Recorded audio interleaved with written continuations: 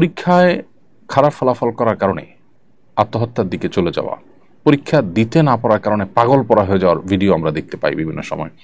এমনকি বাবা মা অস্থির হয়ে কান্নাকাটি করে পাগল পড়া হয়ে যান। এই বিষয়গুলো পরিষ্কারভাবে আমাদেরকে ইঙ্গিত করে, আমাদেরকে বার্তা দেয়, জানান দেয় যে আমরা প্রচণ্ড রকমে ভোগবাদী, বস্তুবাদী হয়ে গেছি। একজন মুসলিম যিনি আখিরাতে বিশ্বাসী, যিনি আল্লাহতে বিশ্বাসী, যিনি কোরআন এবং সুন্নাহয় বিশ্বাসী, তার অবস্থান, তার ক্রিয়াকর্ম কোন অবস্থাতে এরকম হতে পারে না।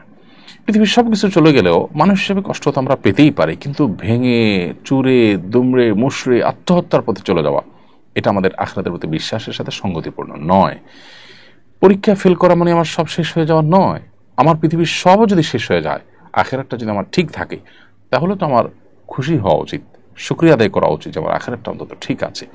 অতএব আমাদের মধ্যে ঈমানি চেতনা এটা দুর্বল হয়ে যাওয়ার কারণে, আখিরাতের প্রতি বিশ্বাসটা দুর্বল হওয়ার কারণে বৈষয়িক বিষয়টা আমাদের কাছে অনেক বড় হয়ে দেখা দেয়, এবং যার ফলশ্রুতিতে আমাদের এই অধঃপতন শুরু হয়েছে।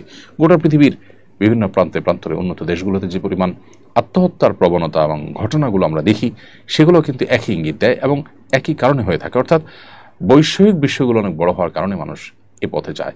একজন মানুষ যখন প্রকৃত অর্থে যখন তিনি আল্লাহ প্রতি বিশ্বাসী, আখিরাতের প্রতি বিশ্বাসী হবেন, তার দ্বারা কখনো এটা সম্ভব না। আল্লাহ বলেছেন, ওয়ালা ইয়াইআস মির রাউহিল্লাহি ইল্লাল কওমুল কাফিরুন, আল্লাহর রহমত থেকে অবিশ্বাসী সম্প্রদায় ছাড়া ঈমানদার নিরাশ হতে পারে না। নিরাশ হয়ে এই যে নৈরাশ্য থেকে আত্মহরণের পথে পা বাড়ানো, এটা কোনো ঈমানদারের সাথে যায় না। ঈমানদারের অভিভাবক আল্লাহ, তিনি সবকিছু দেখছেন। ঈমানদার বিশ্বাস করবেন যে সকল দুরবস্থা থেকেও আবার সবচেয়ে ভালো অবস্থায় মানুষ রূপান্তরিত হতে পারে, আল্লাহ সেটি করতে পারেন। সো আল্লাহ প্রতি সে বিশ্বাস, আস্থা থাকতে হবে। অনাস্থা, আস্থার দুর্বলতা, বিশ্বাসের ঘাটতি, এটাই মানুষকে দিকে নিয়ে যায়। অতএব এই ব্যাপারে আমাদের নতুন করে ভাবতে হবে।